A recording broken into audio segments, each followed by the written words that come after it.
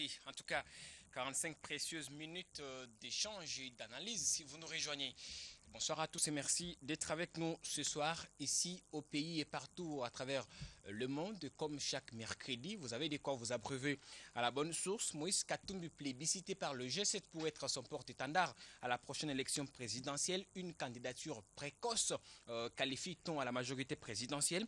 Dans notre temps, les associations de soutien rivalisent d'ardeur. Ici à Kinshasa, une fait parler d'elle. Kassem Katumbi, c'est lui.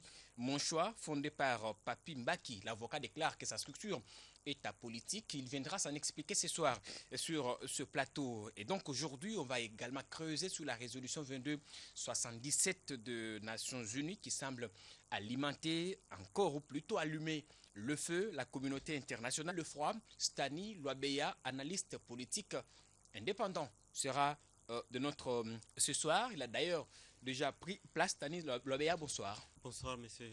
Merci beaucoup d'avoir encore une fois répondu à l'invitation de 2 heures des news.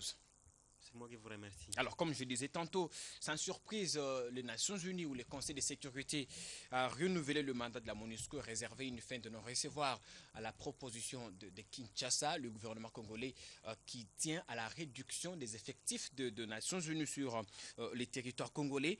Pensez-vous, comme le Conseil de sécurité, que le contexte n'est pas favorable à une telle réduction? Tout... Donc, normalement, le gouvernement congolais, d'après lui, parce que après tout, le destinateur de cette résolution, c'est le gouvernement congolais, il a émis le vœu de voir les troupes de la MONUSCO être diminuées de moitié. Malheureusement, on n'a pas pu tenir compte de cette revendication. Mais toutefois, je pense que le gouvernement congolais, donc la République démocratique du Congo, est un pays membre des Nations Unies. Si les Nations Unies ont pris cette résolution, le gouvernement congolais est concerné. Mais malgré qu'on n'a pas pu tenir compte de son point de vue. Je reviens à ma question de tout à l'heure. Le Conseil de sécurité estime que le contexte préélectoral est tendu et qu'il n'est pas favorable à une telle réduction. Êtes-vous d'accord avec les 15 membres du Conseil? Je ne suis pas d'accord avec ce que les 15 membres du Conseil ont dit. Pourquoi? Parce que les troupes de la MONUSCO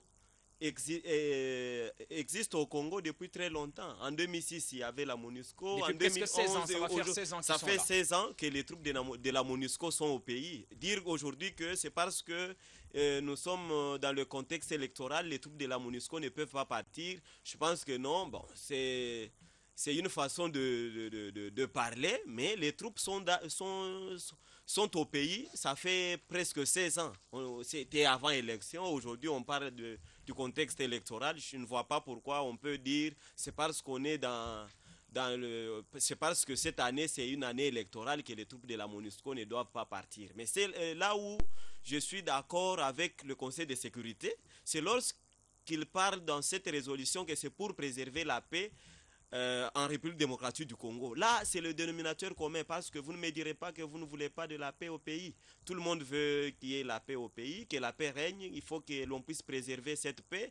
Le gouvernement congolais a émis les mêmes vœux de pouvoir faire régner la paix au pays. Je ne vois pas pourquoi est-ce qu'on va remettre en cause ce que le gouvernement dit ou ce que les Nations Unies ont Mais de manière dit aussi. générale, en 15 ans, presque 16 ans d'existence sur les sols congolais, Stani Loabeya, comment appréciez-vous le bilan de cette mission que l'on considère être la plus lourde et la plus coûteuse dans l'histoire des Nations Unies?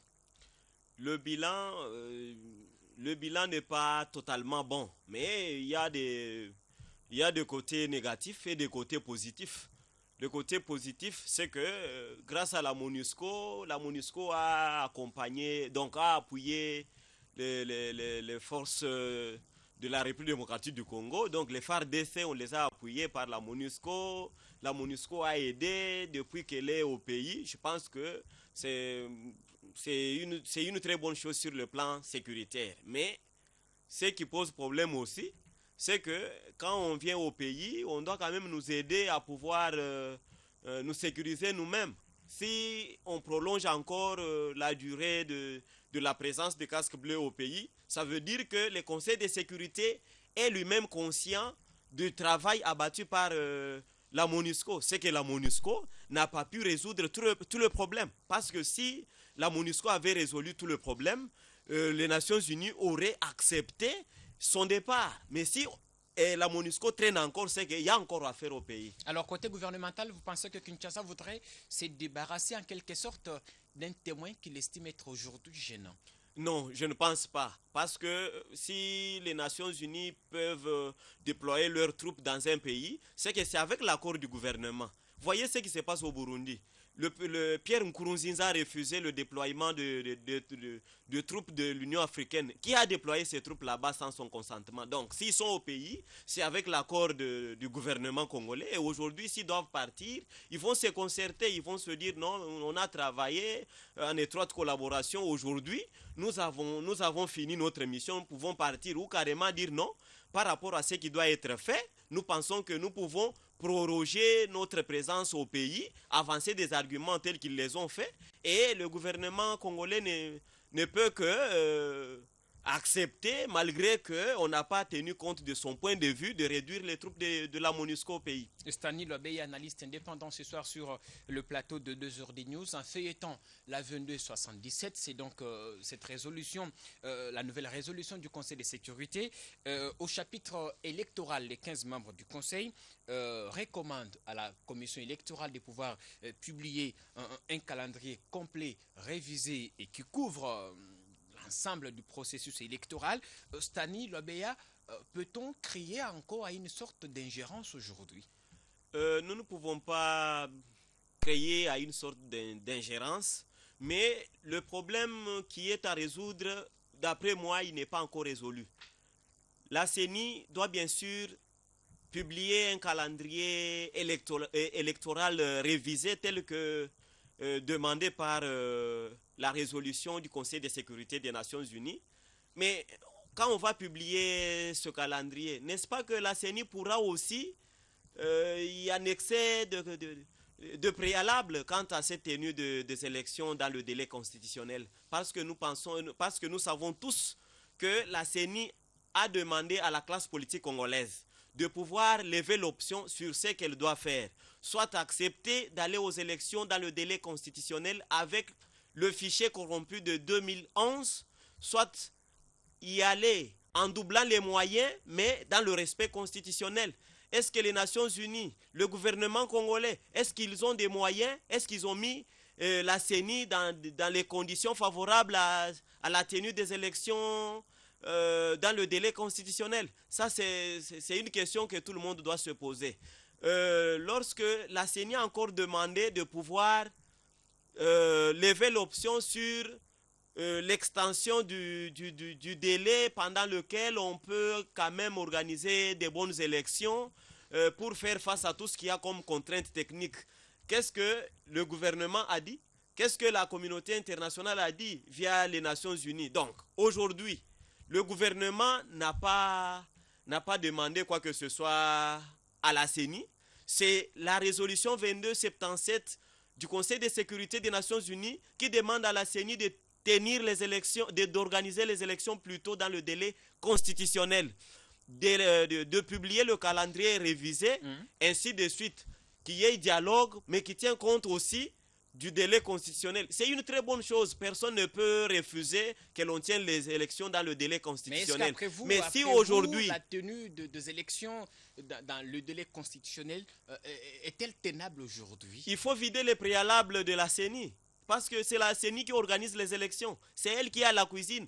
La CENI vous dit non, il y a quelque chose qui manque, mais c'est à vous d'y répondre. C'est pas une situation voulue ou fait un dessin comme on les commente dans certains milieux du front du non. Non, mais moi je me dis, si aujourd'hui on doit appliquer la résolution par rapport à la tenue des élections dans le délai constitutionnel, c'est qu'on ira à ces élections avec le fichier corrompu de 2011. Si ce n'est pas ça, c'est qu'on a doublé les moyens tels que demandés par la CENI afin qu'elle organise les élections dans le délai constitutionnel. Mais le hic, c'est qu'on a pris beaucoup de temps pour tout ça. On aurait bien voulu le faire bien avant, Stani Lobeya. Non, par rapport au temps, c'est la classe politique congolaise qui devrait s'entendre sur ce que la CENI devrait faire. La CENI a reçu des moyens, bien sûr, du gouvernement.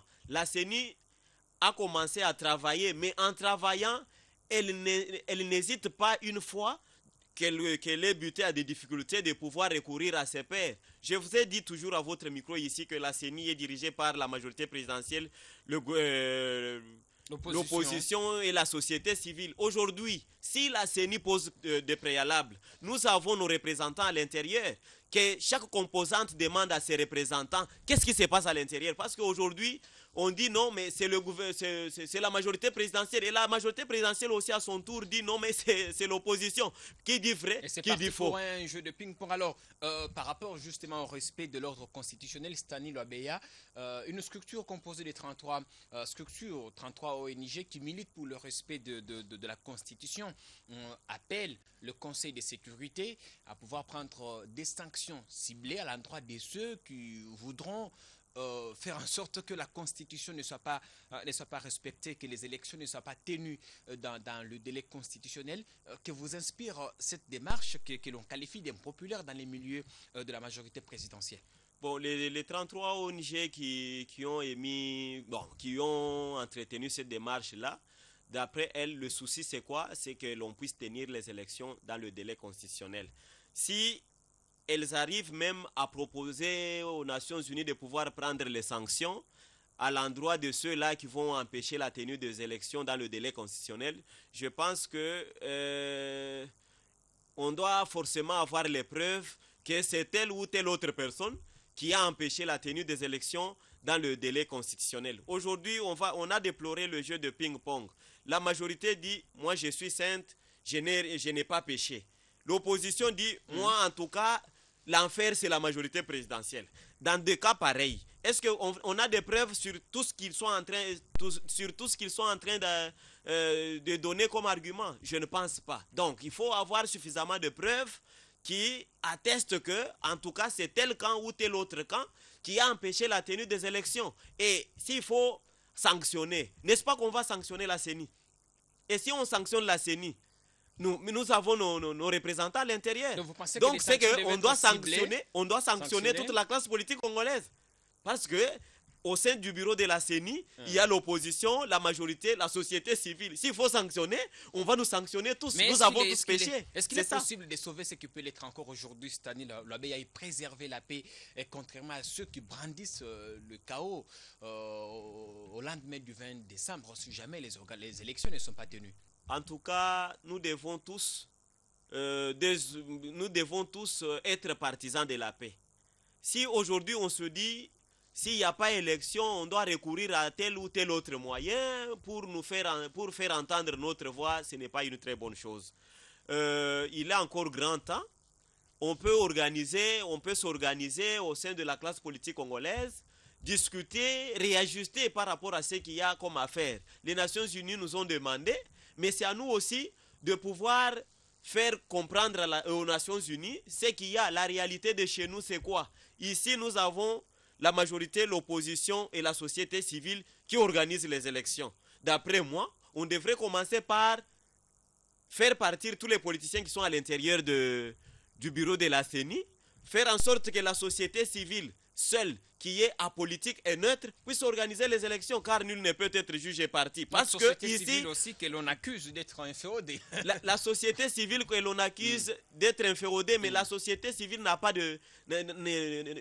n'aligne pas de candidats aux élections au Congo. Donc la société civile reste apolitique. Si aujourd'hui on doit éviter le jeu de ping-pong entre l'opposition et la majorité, on doit faire partir tous les politiciens qui sont à l'intérieur du bureau de la CENI, faire en sorte que la société civile elle-même puisse nous dire la vérité. Mais comment on va y arriver si les uns et les autres ne s'accordent pas sur le dialogue? Donc c'est encore un autre problème, parce que la résolution des Nations Unies a soutenu aussi le dialogue. Donc, mais si aujourd'hui là, il faut engager le débat sur le dialogue, Donc, c'est comme si on commence à tergiverser, on ne sait pas, mais le dialogue, il est encore opportun, on doit tenir le dialogue. Ça fait 4 mois qu'il a été convoqué, qu'il Non, ne vient toujours pas mais ce c'est à dialogue cause politique. des interminables revendications des uns des autres que l'on est arrivé jusque-là. Si au départ on avait accepté, on aurait su déjà la finalité de ce dialogue, c'était le déblocage du processus électoral. Et jusque-là,